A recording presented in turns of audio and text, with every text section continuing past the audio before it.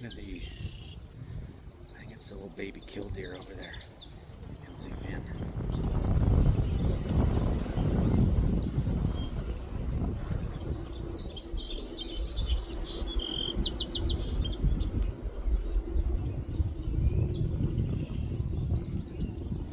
Fledgling.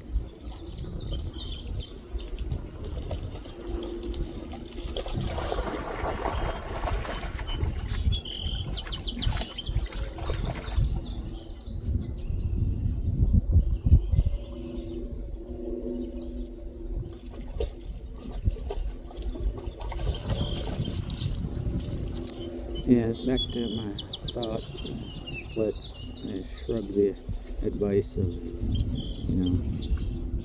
hey, Dolly. Oh, here he goes. What's that up there? Yellow oriole, I think. Can't see it behind those branches there. Zoom in. It's behind the branch.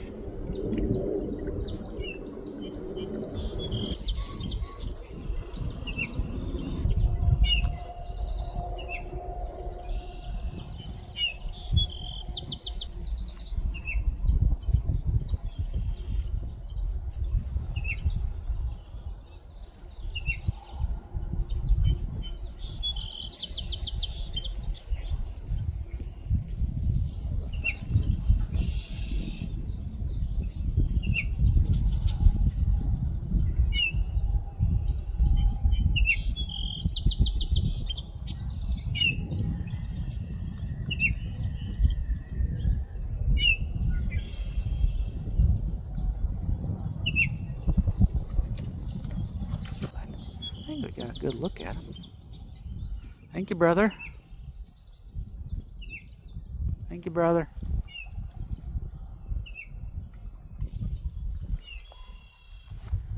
Here's some pheasants.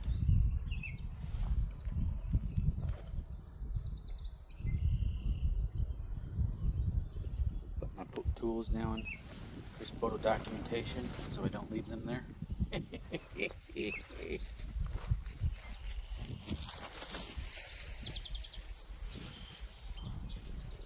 Raise zooms. Call this the what?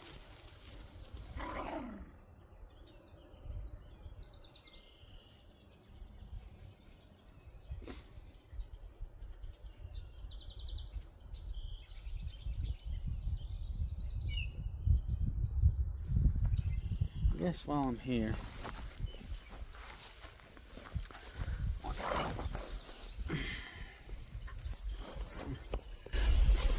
the thing I was talking about with Noel this morning, there's this channeling guy we listen to sometime named Bashar. David, the guy who channels is David, who I forget, but just look up Bashar, you'd find him. He's been doing it for like 30 some years, and he's got, whether you believe in channeling or not, he has a lot of really good, simple advice. Sometimes simple takes 30 years to drill it into people. And at any rate, I listened to him a little bit this morning, and he has a similar thing. It got me thinking about a similar thing on the topic of fear, and how I somehow the tool I kind of have developed is similar to him, and what that is. So what he was saying is, he's saying like fear's knocking at the door, fear's a messenger, and if you ignore fear's going to get stronger and come back, bang on the door harder, and huff and puff and blow your house down if need be to deliver the message, because that's fear's job. And that's my analogy is more taken from kind of a, I like to think of it as more of a military hierarchy, where fear is, I would say sentry, and I don't know if that's exactly the right term, but a watchtower person, someone who stands in the watchtower, and when they see something, they say something. And viewing ourselves as the command unit, we take in that information, but it's our job to stand up and at times be very loving to our watchmen fear, thank them for their duty, for their allegiance to the realm of self, and award them, praise them, give gratitude, and at other times it's very much necessary to be more forceful and order them to return to their post and receive the message. You don't always have to thank them in the military. If a scout comes up to a general and delivers some paper, the general doesn't say, "Oh, thank you so much for that bit of information that the enemy's invading our flank and we need to move somewhere." No, the commander takes that information and immediately starts acting on it, and the messenger is completely, at that point, invisible. It's not even in the command unit's mind, and that's how we have to think of fear. How I have found a useful metaphor, analogy, tool to handle fear in any situation, whether that be slow, anxious, kind of pestering fear, or something more immediate. I've been in plenty of immediate danger situations, and there I don't even need to use that tool in those situations, because I just everything becomes automatic in those types. So I guess it's more of a useful tool for that, more of the anxious type of persistent, slow burn type of fear. So anyway, thought I'd share that. And that's about it. I think there's one other topic I wish to discuss, but I'll have to sit here and collect my thoughts on. Well, I wanted to give a brief intro to something I've been thinking about a lot over the last year or so. I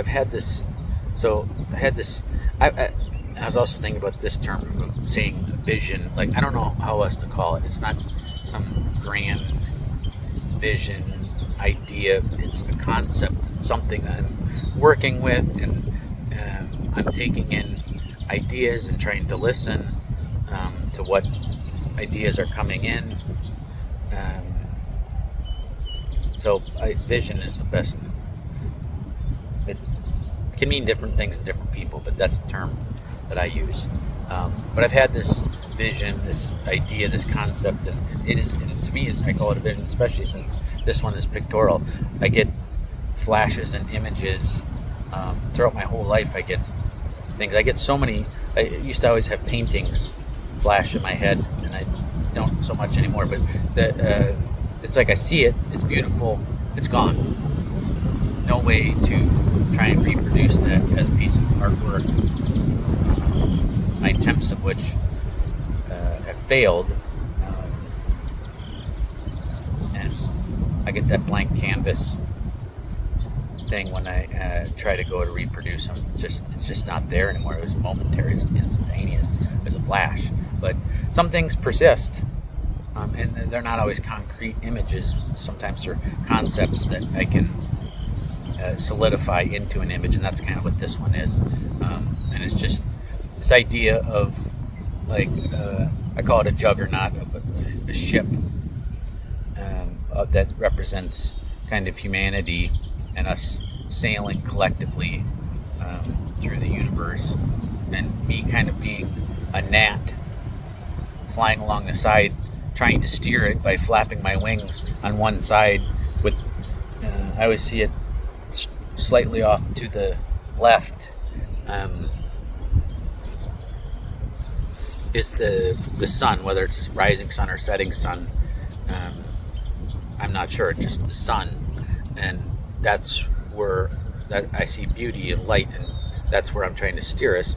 To the right, the waters are rougher and it gets dark, and then also I don't know if it's 6 or 7 of, I think it's a 7 of swords or six of swords. I think it's a 6 of swords in the Rider-Waite tarot deck. That the waters on the right are choppier. But I've had this since before I worked.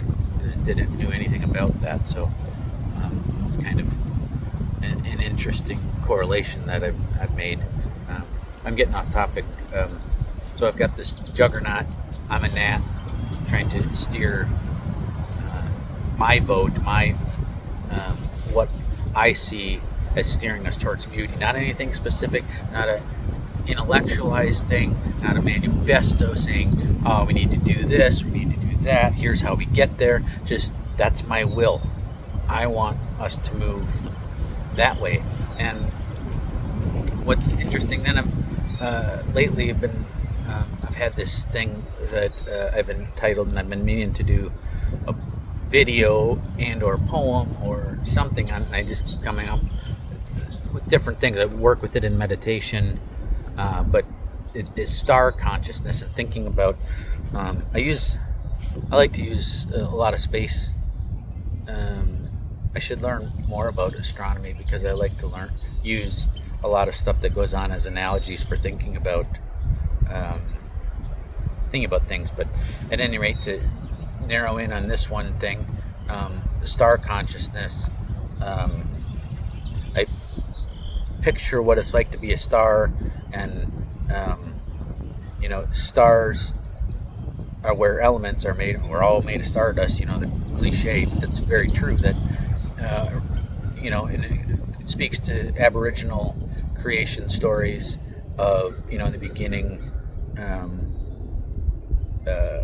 there was fire, there was the dreaming of life, and fire came, and then wind, and then water. But at any rate, I think of everything is conscious. Definitely all matter. And if we think of just things in the 3D physical universe, a cloud of just hydrogen and helium. I don't understand how helium was produced before stars, but I'm sure that's a pretty trivial thing to look up and understand. But all higher elements are forged in stars, so I view that sort of as alchemizing, burning karma, both good and karma. I don't fully understand the whole concept of it. We think of it normally as like the bad things we did that we have to pay for, but it's not that. There's good karma too, and that's in stars. They're burning all of that collective. It's a collection of all these massive hydrogen pulling together, becoming a homogenized mass, kind of like humanity. And together, we create new things. Whoa.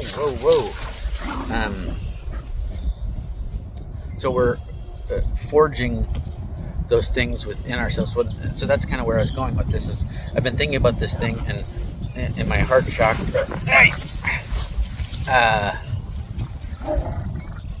of picturing myself of what the star consciousness is like, and having a star consciousness in my heart, and many different things we can speak to on that. But just in general, that's the one thing I wanted to mention, is that this vision of this juggernaut of humanity, and it's not. I saw the sun that I'm trying to push us to. It's not out there. It's in here. And then so I've taken that sun and placed it. And these started off as two different things, and until I was like, "Hey, dummy, it's really one thing that you're thinking of here," and that's what it was. Is that it's not out there; it's in here, and we bring that star consciousness into ourselves, and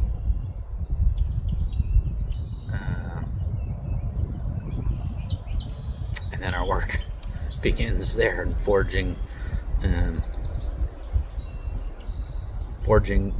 burning our karma, and forging new elements, and providing warmth and nutrients and essence and light